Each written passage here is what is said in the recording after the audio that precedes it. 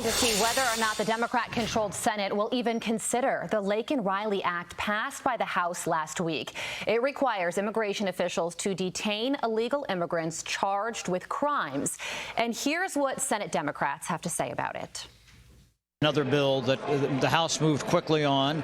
I haven't heard much about it in the Senate, but they passed it with some sizable Democratic support, the Laken Riley Act. Do you think that's something that they should look at seriously over here? There were 37 Democrats who voted yes in the House last week. Well, I think we need to deal with the border. I haven't considered it closely, but I am going to review it, and I'm going to give it my full consideration on that. Do you think the Senate should be just as aggressive as the House should have been on that bill? They moved pretty quickly on that piece of legislation last week. I think I've even said this on your network, that I would hope that we should be more aggressive on a comprehensive border solution. Congresswoman Claudia Tenney voted to pass the Laken Riley Act in the House last week, and she joins me now. Congresswoman, good morning to you. So what do you think about the future of this bill? It obviously passed with big-time bipartisan support in the House. Is there a future for it? Will it even be taken up in the Democrat-controlled Senate?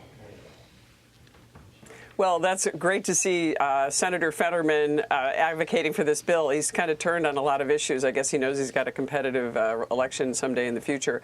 But look, this is so critically important. This whole election is going to come down to one thing: equal justice under the law.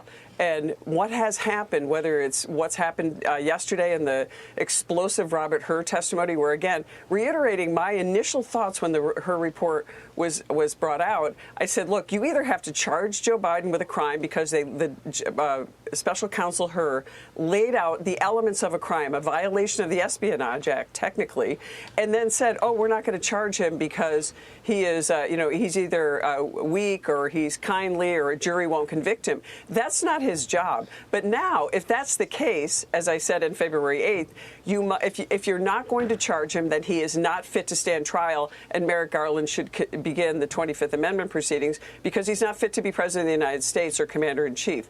Now, when you get to the Laken Riley Act, here's a similar situation. You have a failure to actually uphold our laws, and now we have to pass an act to get the Democrats to actually bring these people to justice by detaining them so we can ascertain what their criminal record is. Had New York State not had a law in place that prevented the detainment of this illegal immigrant, Laken Riley would be alive today. But he was released by law, a New York law passed in 2019 under Governor Cuomo, the Green Light Law. Had he not been, he would have been detained, and Laken Riley would be alive today. An innocent woman. Again, right. Equal justice under the law is what we need to see out of our system. Congresswoman, in terms of substance on the Laken Riley Act, what it would do was it would make sure that illegal immigrants who commit crimes are then placed into ICE custody after they serve their sentences. What would that mean for sanctuary cities?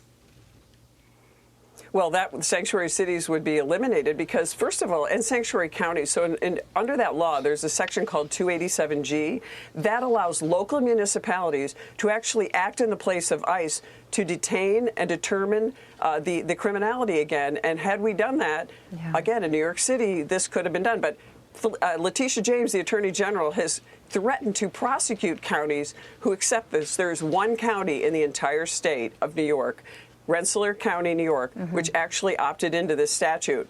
That would have saved Laken Riley.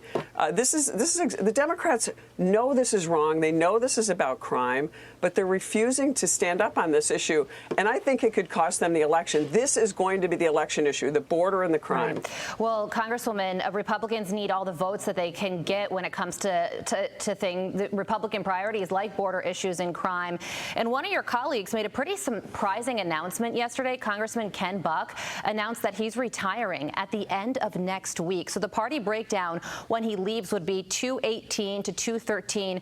Republicans can only afford to lose 2 votes to pass legislation on a party line vote. So what does that mean for Republican priorities in the House?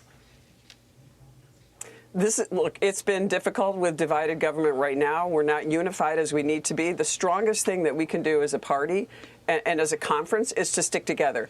Every time that a Republican gets up on the floor or in public, or they bash the Republicans for the work the great work Speaker Johnson is doing, Chuck Schumer, the Senate Majority Leader from New York, can rest easy knowing that we're divided and they can continue to get their priorities and we cannot get ours. We are not going to get home runs with a 2-seat majority. And it's going to be, we're going to have a couple of special elections because of other early retirements, right. And that's going to put us in jeopardy. I can't emphasize it enough. And I hear it from my constituents who are starting to understand, if we don't stick together as Republicans, we are the last line of defense. The Republicans are in the House are the last line of defense to authoritarianism, totally. Abuse of process. And you just have to wonder what Mike Johnson's reaction was when Ken Buck went to him and said that he's retiring next week. Just like, oh my, the slim majority is on a really big diet right now, getting even skinnier.